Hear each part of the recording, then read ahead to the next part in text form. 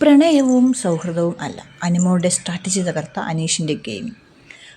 എല്ലാ മത്സരാർത്ഥികൾക്കും അനിമോൾക്കെതിരെ രൂക്ഷമായി പോയപ്പോൾ അനീഷ് മാത്രം അനിമോളെ സഹായിച്ചു, സപ്പോർട്ട് ചെയ്തു. എന്തിന്? ബിഗ് ബോസ് മലയാളം സീസൺ 7 100-ാം ദിവസത്തോടടുക്കുമ്പോൾ അനിമോൾ അനീഷ് കോംബോ പ്രേക്ഷകർക്കിടയിൽ ചർച്ചയാകുന്നു. ആദിലയോടും നൂറയോടും പിണങ്ങിയതിനു ശേഷം ഹൗസിൽ ഒറ്റപ്പെട്ടു നിൽക്കുന്ന അനിമോളോട് അനീഷാണ് കൂടുതൽ സൗഹൃദത്തിൽ അങ്ങോട്ട് പോയി സംസാരിക്കുന്നത്. ഇവിടെ അനിമോളുടെ ഗെയിം സ്ട്രാറ്റജിയിൽ അനീഷ് വീണു പോയതാണെന്ന് വിലയിരുത്തി ഉയരുന്നുണ്ട്. എന്നാൽ അനിമോളെ വോട്ടിങ്ങിൽ ഉൾപ്പെടെ മറികടക്കാനുള്ള അനീഷിൻ്റെ ഗെയിം സ്ട്രാറ്റജിയാണ് ഇതെന്ന വാദങ്ങളും ശക്തമാണ്. നിലവിൽ ഒറ്റപ്പെടൽ സ്ട്രാറ്റജിയാണ് അനിമോൾ ഹൗസിൽ സ്വീകരിച്ചിരിക്കുന്നത്. അനിമോളുടെ ഈ സ്ട്രാറ്റജി തകർക്കുകയാണ് അനീഷിൻ്റെ ലക്ഷ്യം. അനിമോളെ ഭക്ഷണം കഴിക്കാൻ നിർബന്ധിക്കുകയും ആദിലയും നൂറയുമായുള്ള പ്രശ്നം പരിഹരിക്കാൻ പറയുകയെല്ലാം ചെയ്തത് അനിമോൾക്ക് അനീഷ് പിന്തുണ നൽകുന്നു. അനിമോളുമായി അടുത്തു നിൽക്കുന്നതിലൂടെ വോട്ടിൽ അതിൻ്റെ നേട്ടമുണ്ടാക്കാം എന്നായിരിക്കും അനീഷിൻ്റെ കണക്കുകൂട്ടൽ.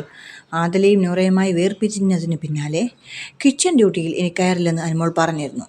ഇതുൾപ്പെടെ ചർച്ച ചെയ്യാൻ ക്യാപ്റ്റനായ നൂറ രാത്രി വിളിച്ച മീറ്റിംഗിൽ എല്ലാവരും ചേർന്ന് അനിമോളെ ആക്രമിക്കുകയാണ് ചെയ്തത്. എല്ലാ മത്സരാർത്ഥികളും അനിമോൾക്കെതിരെ രൂക്ഷമായി പ്രതികരിച്ചപ്പോൾ അനീഷ് ക്യാപ്റ്റനോട് ചോദിച്ചത് അനിമോൾ ചെയ്ത തെറ്റ് എന്തായിരുന്നു എന്നാണ്. നൂറ ഉൾപ്പെടെയുള്ളവർ സമാനമായ തെറ്റ് മുൻപ് ചെയ്തിട്ടുണ്ടെന്നും അനീഷ് പറഞ്ഞു.